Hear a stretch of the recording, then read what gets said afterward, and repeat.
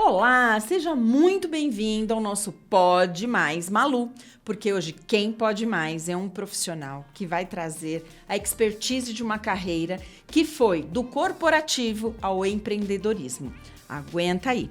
Mas antes eu quero me apresentar. Malu, eu sou coach responsável pela Goiabeira RH, uma empresa especialista em treinamentos técnicos e comportamentais para liderança e para a linha de frente.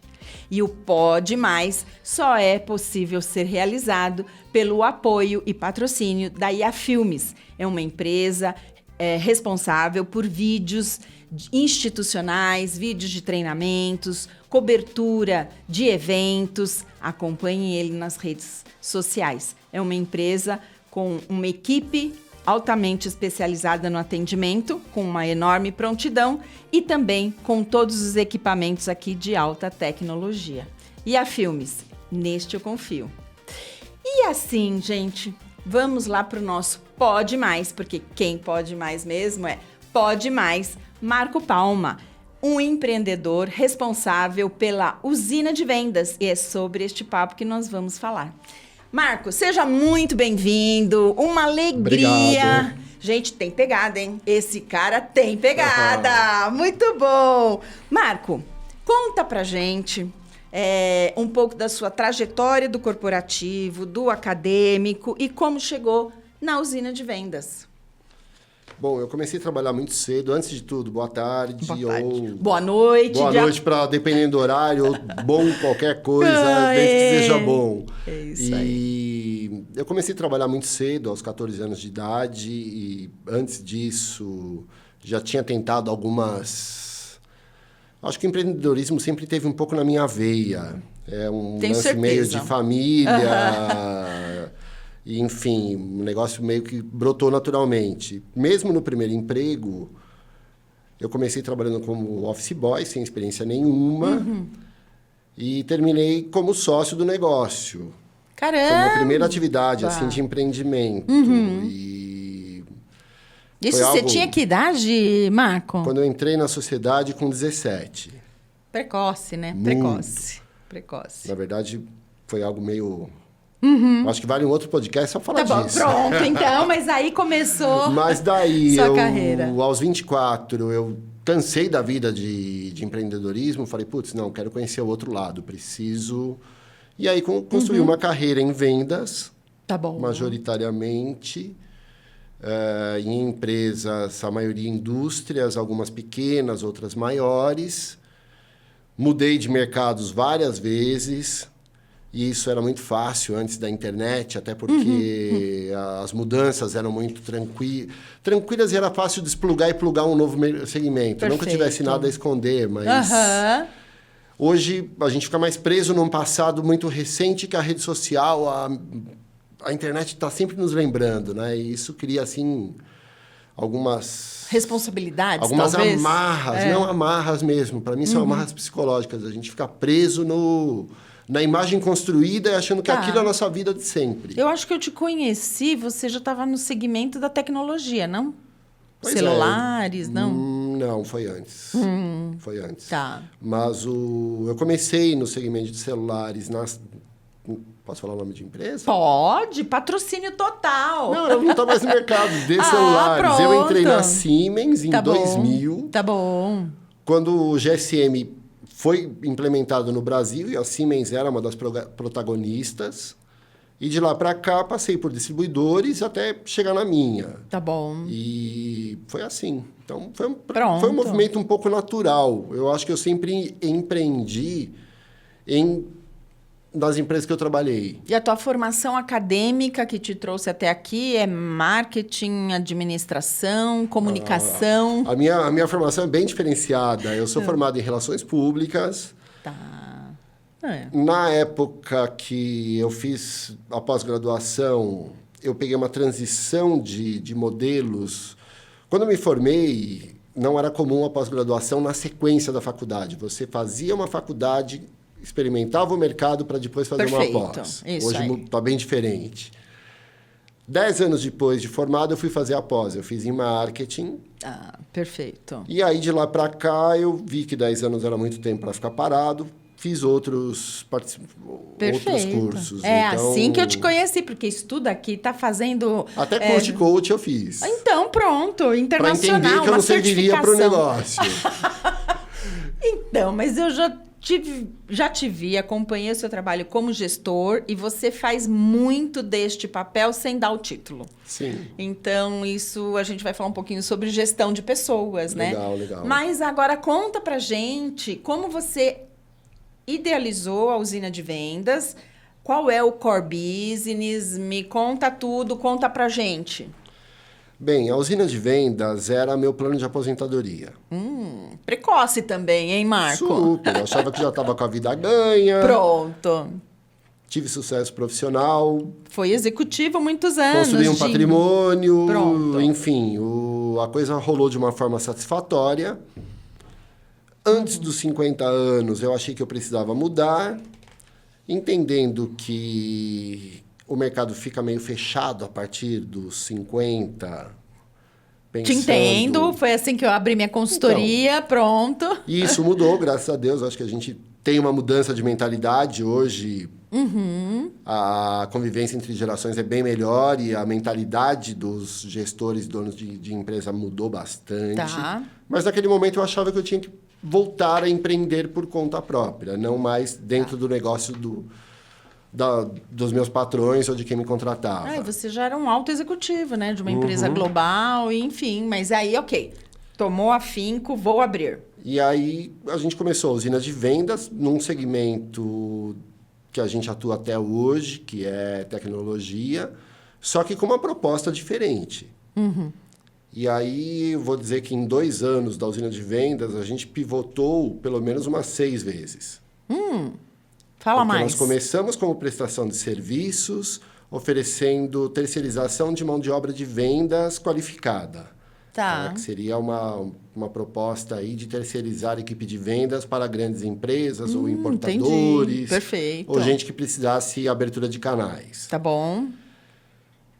Esse modelo não funcionou exatamente da forma que eu gostaria.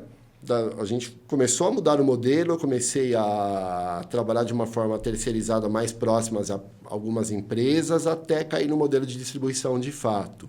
Perfeito. E aí chega aquela célebre pergunta, né? Você está no elevador com um amigo que há muito tempo você não encontra e você tem 1 minuto para falar o que é o seu negócio, o que é a usina de vendas. Distribuição de celulares.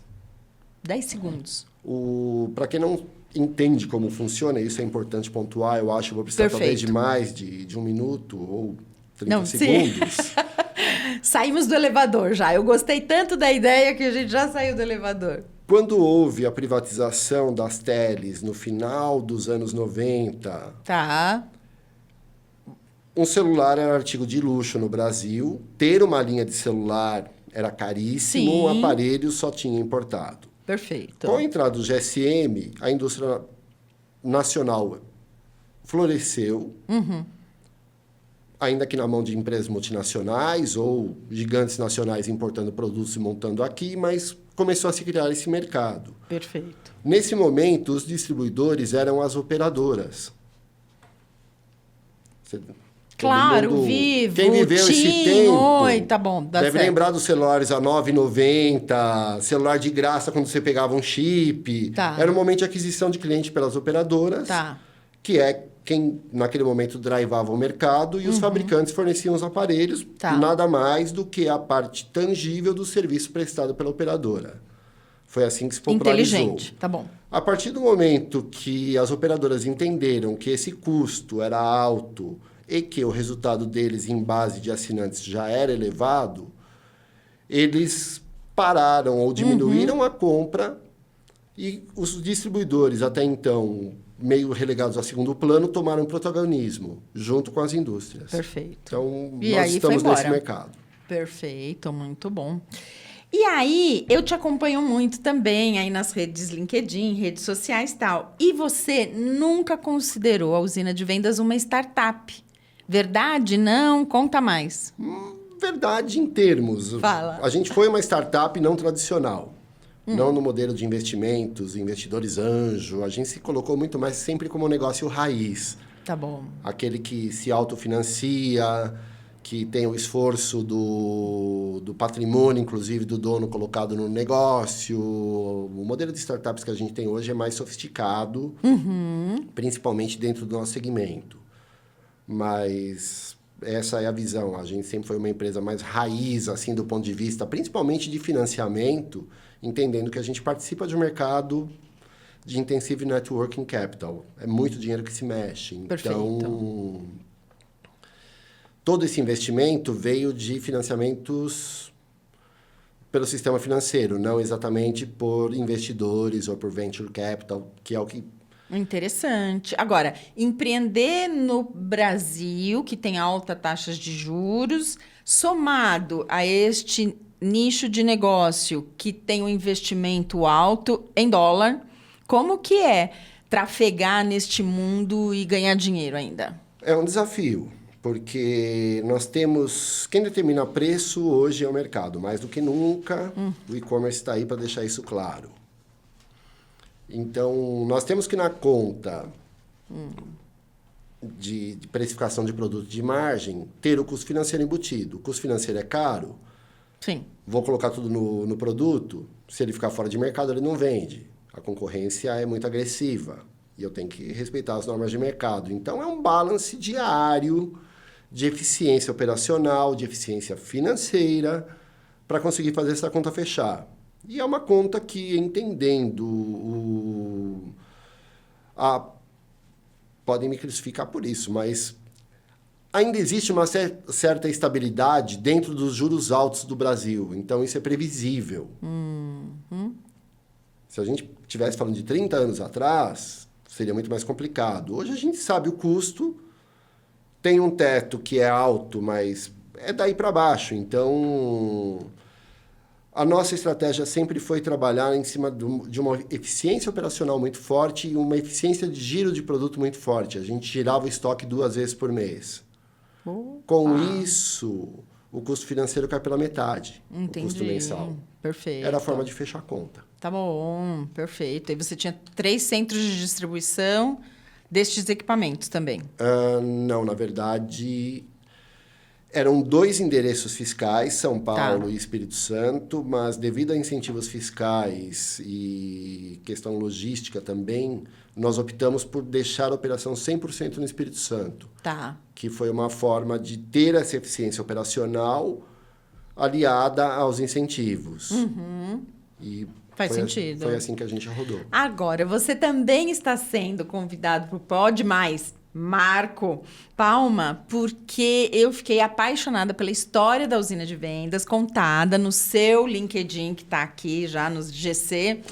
É muito interessante, porque você se deteve a detalhes, ao mesmo tempo você conseguiu dar uma visão do cenário global nesses vários episódios que você compartilhou com a gente. Vale conferir em detalhes essa trajetória dos últimos 10 anos. Mas, olhando este cenário do tempo, né, 10 anos, qual foi o momento mais desafiador para você? Olha, mas eu acho que não foi só para mim, para a humanidade como um todo, foi a pandemia. Porque no início nós não sabíamos de nada a respeito do que aconteceria. Nós tínhamos medo de morrer a qualquer momento e esse medo paralisou empresas, paralisou pessoas, paralisou economias, atividades. E nós estávamos em franco crescimento. A usina de vendas começou já na crise econômica, em 2014. 2014, exatamente. Está fazendo 10 anos agora. Perfeito. Então, lidar com crise para nós não era novo. Mas uma pandemia em tempo real, como a que a gente viveu, era algo que era novo para a humanidade. Não tinha como não ser para nós. Global, perfeito. E o desafio para nós foi manter o crescimento, mas principalmente conviver acolhendo e suportando clientes que tinham mais dificuldade do que nós, porque eles... Imagina uma loja física de varejo que fechou as portas. Que não tinha estrutura de WhatsApp, não tinha nada que foi formado depois. E tinha duplicata para pagar na semana do lockdown. E não tinha faturamento para cobrir isso. Então, desde esse tipo de situação, e nós, eu acho que até por sermos uma empresa nova de tecnologia, A gente já usava ferramentas que se popularizaram na pandemia antes dela acontecer. Todo mundo tinha notebook. Teams, né? Todo mundo já usava Teams, a versão beta, que era pesadíssima. Caramba! A gente já usava. O home office não era prática, mas a gente tinha flexibilidade de trabalho à distância, até porque Tá bom. existe movimentação de pessoas. Então, para nós foi muito natural. Ao mesmo tempo, lidar com o cenário todo, principalmente do varejo físico, fechado, sem poder faturar e a gente sem poder viajar para falar com clientes. E o grande ponto do nosso negócio sempre foi relacionamento, além dessa eficiência, dessa busca toda aí por eficiência de operação. Perfeito. Vendas é relacionamento. Só. Usina Isso, de vendas. Exatamente. Perfeito. E a pandemia quebrou esse ciclo de uma forma que nós ficamos sem participar de eventos de marcas, de clientes, de nenhum tipo, inclusive feiras, por 2 anos. E Quase se 3. mantendo no mercado, é isso. Então, se segurando. nesses 10 anos, ok, momento mais difícil. E pós-pandemia, o que aconteceu?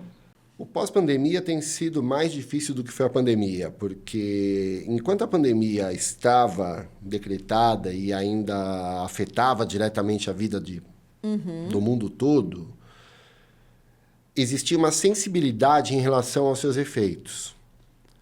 A partir do momento que houve um decreto da OMS e, consequentemente, do Ministério da Saúde, acabou a pandemia, é como se não tivesse mais problema nenhum. Só que a pandemia gerou uma conta para governos, empresas, pessoas físicas, e essa conta está chegando agora. Se a gente falar do nosso segmento de varejo, o nível de dificuldade que boa parte das redes tem tido, e isso é público, a gente, de tempos em tempos, a gente vê uma rede saindo na mídia, estourando aí por conta de problemas Perfeito.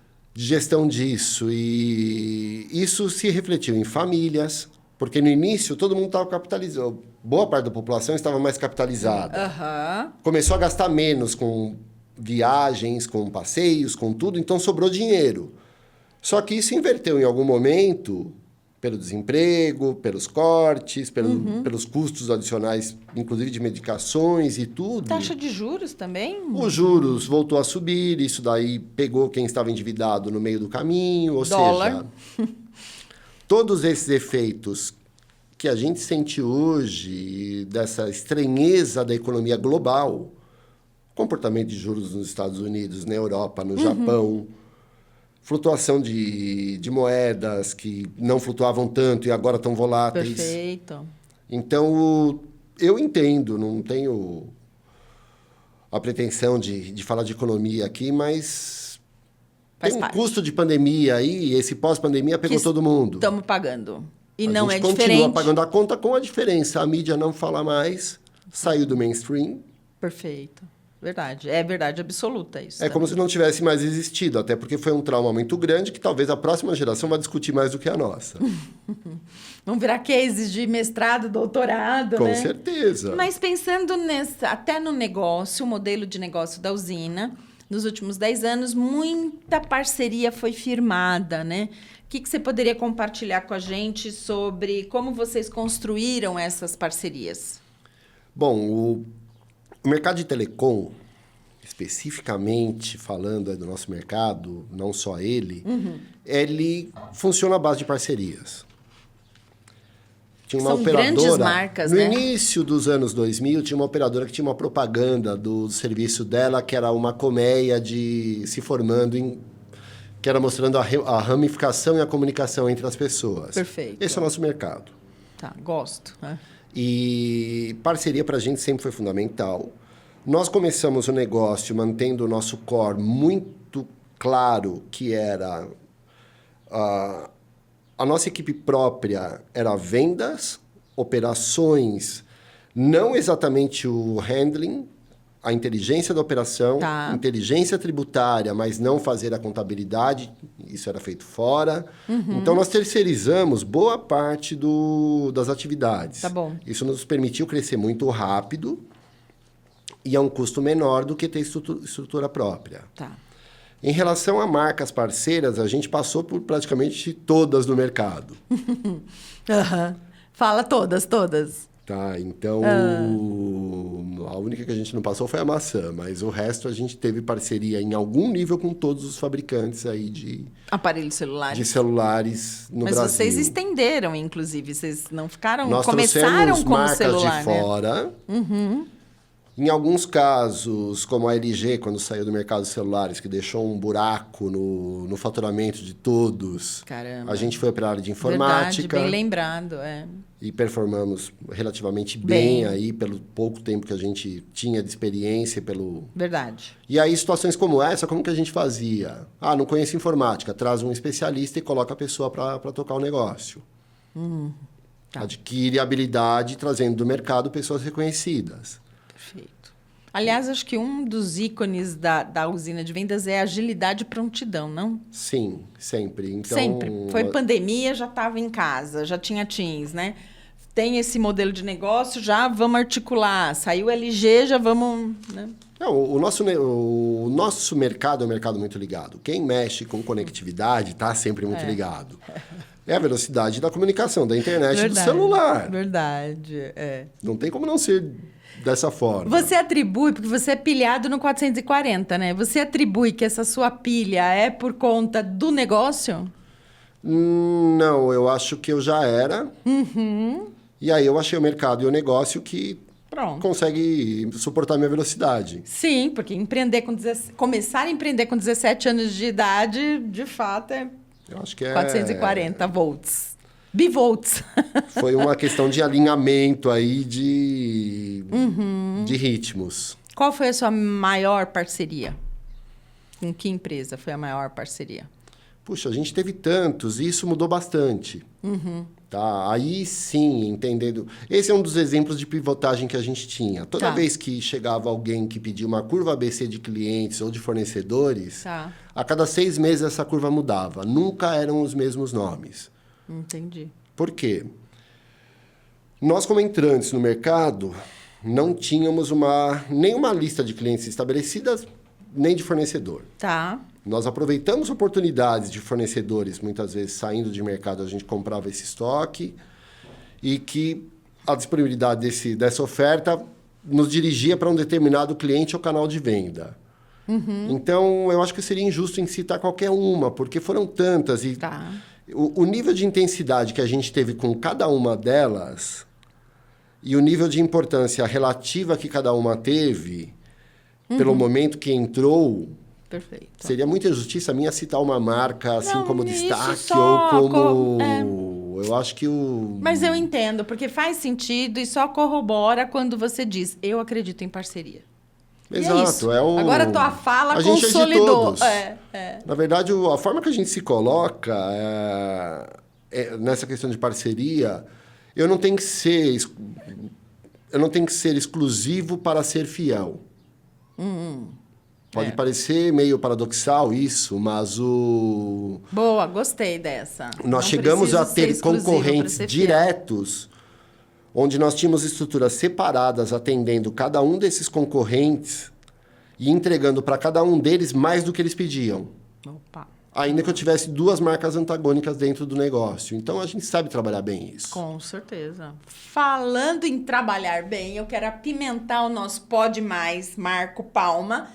E a tua sócia, você começou um negócio com a sua sócia. E sua sócia é sua cônjuge? Pois é um amor. Pois é, Ana Palma, diretora de RH, muito bacana, também executiva de empresas multinacionais, né? E você, então, pegou toda a expertise que ela tem de marketing comercial, venda, e incorporou, fez essa sociedade. Como é que é esta relação... O Brasil quer saber, hein? Brasil e exterior. A sua relação conjugal discutindo situações de dificuldades da empresa. Porque dificuldade, perrengue, todo mundo tem. Sim ou não? Sim, sem dúvida. Pronto. Então, como é que é isso para a hora do jantar? A diferença principal que houve é que ela já sabia do que eu falava e eu também do que ela falava, porque a gente estava no mesmo ambiente. Pô, bela comunhão. Gostei. Nós sempre conversamos muito sobre trabalho um do outro. Acho que é natural isso, pelo menos para nós sempre foi muito natural. Aquela coisa, Sim. Os dois trabalhando, eu sempre tive uma admiração profunda pela carreira da Ana, por tudo que ela construiu. Quem me conhece sabe o quanto que eu sempre falei dela, babava nela como profissional Como e me inspirava referência. muito tendo ela como referência. Então, a gente sempre conversou demais, trocando situações de dia a dia, problemas, estratégias e tudo. Mas era aquela coisa, o mundo de um e o mundo de outro. Quando esse mundo passou a ser incomum, isso aos 20 e poucos anos de casado, acho que já eram 23 anos de casado, quando a gente começou a sociedade, e deixa o registro, ela não queria. Ela não queria ser minha sócia. Por quê? Conta porque mais. Ela acha que eu sou muito mandão e que não sei o quê e tal. Será? Gente, escreva aí pra gente. Enfim, quando a gente começou a sociedade, foi algo natural. O momento de vida dela, ela já tinha um negócio. Eu resolvi sair do meu trabalho. Casou uma série de questões. Tudo deu um casamento certinho. Para mim, era a sequência natural de um casamento que já dava certo, uma sociedade de casamento que já dava certo. Ter um negócio junto, por que não? E assim que foi. E assim aí, tem como sido. você é bom de papo, de argumentação, uau! Pronto, muito bem. Então... Foi um movimento super natural, assim. Eu acho que não... Dizer que não há momentos que interfira, eu acho que sempre interferiu a vida profissional no casamento. Bem como a gente consegue separar bem isso. Eu acho que a vida conjugal ainda continua legal. Amém, muito bem. Ou ainda fica meio mal, mas é que, a gente está com 32 anos de casado indo para 33. Não, E aí Então... nos bastidores a gente fala, não, é tarado, né, gente? Eu vou bater você, eu tô fazendo 38. Por mais que a gente tenha dificuldades e passe junto às dificuldades, ter todos os ovos no mesmo cesto é um risco alto. Perfeito. E a gente Venceu. sabe desse risco. Perfeito. Agora, é a vida. A gente tem uma vida em conjunto aí que não tem preço. Então, o negócio, nessa hora, fica secundário. Pronto. O nosso maior negócio é o casamento. A usina de vendas é muito legal, mas... E a verdade, porque a gente fala muito de cultura na empresa, clima organizacional, e eu tive a oportunidade de trabalhar com seus executivos, com mentoria, enfim. E é uma das poucas empresas que eu posso dizer que o que está lá no banner de institucional e cultura, que é parceria, ganha-ganha, bom ambiente, é verdade, é na prática. Então, acho que é a união de todos esses princípios que vocês têm, princípios e valores, que são muito verdadeiros. Falando em verdadeiros, qual é o momento atual? A gente falou dos 10 anos da usina de vendas. Conta pra gente qual é o momento que vocês estão passando hoje no negócio usina de vendas. O nosso negócio passa por um momento de desafio. A gente está revendo todo o posicionamento de negócios. Eu vou convidar a ler aí a história do LinkedIn para não entrar em detalhes. Mas a gente está aí numa encruzilhada com caminhos a seguir. Tá bom, perfeito. O fato é que a gente passa por dificuldades. Essas dificuldades vêm afetando bem o negócio, a performance do negócio, o tamanho do negócio. A gente deu uma encolhida forte aí para se reestruturar, para voltar com força. E é esse o caminho. Eu continuo acreditando no potencial da usina de vendas, no mercado. Dificuldade todo mundo passa. Eu acho que quando eu falo do LinkedIn é por isso. Quando a gente fez 10 anos, eu resolvi contar a história da usina de vendas em 10 capítulos, mais ou menos um por ano, ou fatos relevantes que aconteceram nesse período. Por quê? A história do empresariado global, e isso não é de agora, não é só de sucesso. Pelo contrário, se alguém só está tendo sucesso, duvide que tem alguma coisa estranha. Verdade, verdade. Principalmente quando isso daí permanece por muito tempo. Pode contar que tem alguma coisa esquisita acontecendo lá. Os grandes exemplos que eu sempre tive foram pessoas que também falharam. E um dos insights melhores que eu tive nos momentos de início da usina de vendas, quando eu estava em dúvida ainda se vai ou não vai, a gente passando na frente do Jequitimar, lá no Guarujá, do Silvio Santos, que agora é falecido. Aí eu falei, o cara já quebrou a cara tantas vezes, ele tinha acabado de tomar um golpe lá com o Banco Pan, não sei o quê, quase quebrou o SBT, quebrou o Império todo. Nem por isso ele desistiu. Então, o caminho que eu vejo é justamente esse. Eu acho que eu tenho uma amiga que usa o termo queimar caravelas quando você não tem mais volta. Um dia ela me explicou isso. Os conquistadores, na época das navegações, queimavam caravelas para dizer que não iam voltar para o país de origem. Era lá que era a vida deles agora. Ah, olha que interessante. Não tinha ouvido, não. E dentro desse espírito, eu acho que eu já queimei as minhas caravelas nas usinas de vendas. Se precisar voltar para o mercado, voltar a ser CLT, não sei o quê, não tenho nenhum problema quanto a isso. Mas enquanto houver caminho... tá com dificuldade, você tá com um monte de problema. Quem não teve? E outra, uma inspiração muito grande que eu tive aí nesse período todo foi um livro do Phil Knight. Eu ia te pedir uma dica, porque eu sei que você é um ótimo leitor de boas obras. O que você destaca? No livro dele, A Marca da Vitória, ele conta a história dele desde o final da faculdade. Não vou ficar dando spoiler aí, porque é um livro que vale a leitura. Perfeito. Mas o que me chamou muito a atenção do livro é que 95% do livro ele conta os problemas que teve. Bacana. As noites de insônia que ele tinha, as vezes que ele abraçado com a mulher dele, choravam. De desespero de achar que iam ser presos por fraude, por tudo. Porque o negócio era... Ele passou poucas e boas. De risco. Gente, vale a pena o livro. Tá bom. Muito, muito legal. Os últimos 5% do livro, que é quando ele conta já a Nike que a gente conhece... Sim, da marca. Perde a graça. Ele perde a graça. Nossa. A narrativa dele perde o poder que tinha. Para mim foi nítido isso. Da forma como... Tipo, putz... Perfeito. Bilionário, a empresa bombou e sem graça. Mas tem a máxima também, né? Que mar tranquilo não faz bom marinheiro. Fato. Então, é fato. E aí você só dá o testemunho, que não é diferente com a usina de vendas e não foi diferente com a Nike. Isso é muito bacana. Agora, o mercado corporativo, quando olha o teu background, toda a trajetória, a sua vivência atual como empreendedor... hashtag fica a dica, viu, Marco? Porque o mercado tá carente de gente que tenha prática. Porque o que eu mais recebo de currículo é PhD, mestrados globais, e aí quando você dá uma situação, problema, a pessoa, e agora?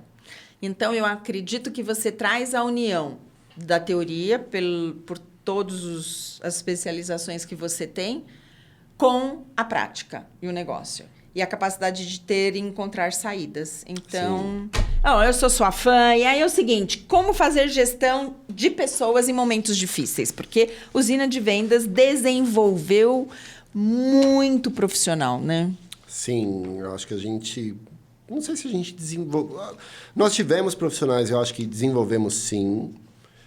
Tiveram profissionais que já chegaram prontos lá e... Eu acho que a gente contribuiu com Saíram eles rasgando. Num desenvolvimento legal. Bem como eu acho que o exemplo de gestão que a gente teve, e vou ter um monte de gente para me desmentir nisso depois. Opa! Porque... adoro! Polêmica. Eu acho que dentro do possível, eu sempre procurei ser muito participativo com o time, ouvir o que o time tinha a dizer. Ao mesmo tempo, eu sempre tive minhas crenças.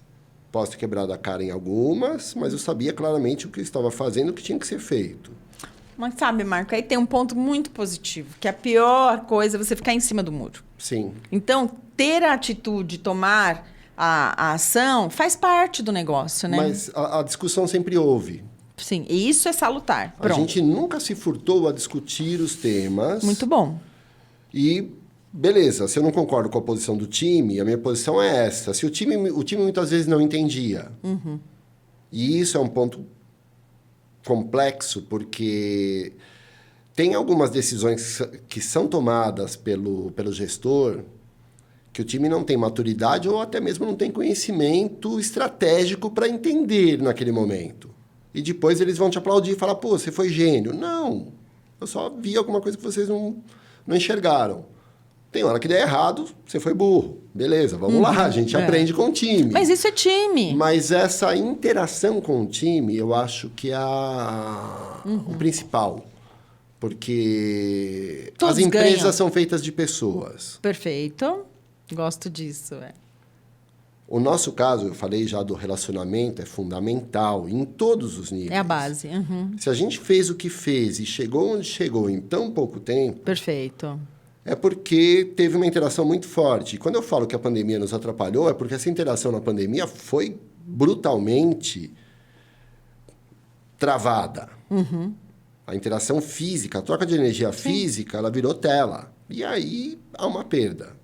Pelo menos eu ainda sou old school para pensar nisso.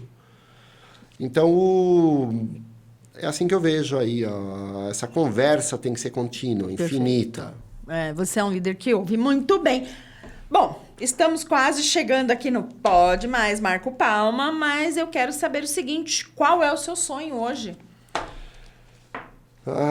Meu sonho hoje... Ou sonhos, né? Pode pôr no plural também. Não, eu acho que até a própria fase de vida e a fase de dificuldades que a gente tem atravessado... Eu tenho algumas... Antes de falar do sonho, eu vou falar de uma meta. Eu acho que me reencontrar profissionalmente, reencontrar o caminho do lucro, de fazer o dinheiro voltar a girar, é uma meta. Qual o meu sonho? Meu sonho é manter a harmonia familiar que eu tenho hoje.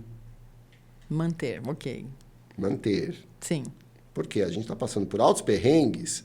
Agora, a relação familiar, a relação entre amigos, isso não pode ser afetado. Pronto.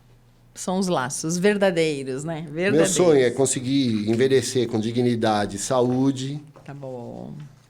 Se eu vou ter dinheiro no banco, se eu não vou ter dinheiro no banco, se eu vou ser funcionário, se eu vou ser dono, isso daí tudo é secundário. Perfeito. Eu acho que os valores estão um pouco mais elevados, até pela própria fase de vida e pela idade aí que vem chegando. Claro, e você é um eterno jovem, né? Do jeito que você fala, que é arrojado, tem sempre ideias, é ótimo fazer roda de bar com você, então... E também roda de negócio, né? Porque aqui...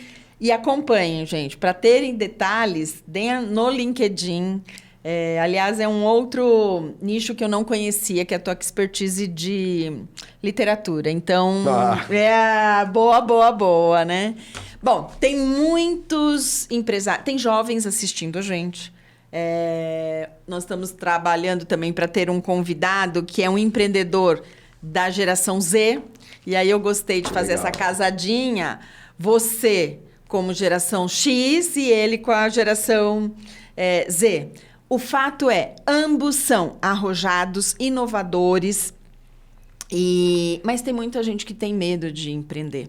Então, finalizando o nosso encontro deste episódio, dicas para quem quer empreender e está com medo. Te peguei, hein? Te peguei! É o fato. Você abriria a usina de vendas novamente? Sim, mas eu acho que tem uma questão aí de entender o perfil pessoal. Eu acho que tem gente que tem esse perfil e talvez não esteja preparada. Perfeito. Ou seja, se você tem vontade de empreender, se você é uma pessoa atirada, legal, se prepare. Perfeito. Eu vou dizer o seguinte... Tá em dúvida, vai fazer um assessment, busca uma mentoria e se estabilize. Vai para o Sebrae, faz o Empretec. Então, sonhe com base. Tem gente que tem o preparo e não tem o perfil. Ter um negócio não é simples. E se autoconhecer, né, Marco? Todo a base pode é mais. tem que se conhecer. Fechou. É isso daí. É isso aí. Porque a modinha do empreendedorismo que existe hoje, e todo mundo é empreendedor e tal, pô, é lindo isso. O Brasil precisa de empreendedores. Perfeito. O Brasil precisa de fato, o mundo precisa. Agora, nem todo mundo tem a característica. Eu mesmo tive momentos de deixar o meu negócio de lado para ser funcionário. E tive uma carreira. Perfeito. E vou dizer que tem horas que bate assim e fala, nossa, tava tão bom, era tão legal. Porque você Quando me tinha... perguntam do que você mais sente falta, eu falo do salário. Do bônus, Pô, né? Do bônus, que de tudo delícia! De não ter que me preocupar com tudo, enfim. Então, esse autoconhecimento vai mostrar para quem já tem a veia que sempre é tempo de aprender e sempre tem que buscar conhecimento. Perfeito. E para quem eventualmente já tem esse conhecimento todo, mas não tem um perfil, olha, talvez seja melhor você ser um conselheiro, talvez seja melhor você pelo menos ter um sócio, não vai se lançar sozinho. Pronto. Olha que boas dicas, né? É encontrar o modus operandi que caiba na vida da pessoa como ser humano, porque no final do dia ninguém é máquina. Perfeito. E você é um ser humano que me encanta sempre pela rede de network. Você sempre está ali conectando uma pessoa com outra, um negócio com outro. E é demais, Marcos Palma, que a gente precisa. Opa. Muito obrigada por ter feito parte Obrigado. da nossa história. E você acompanhou este Pode Mais, Marco Palma, da Usina de Vendas. Acompanhe esse jovem empreendedor no LinkedIn e nas redes sociais.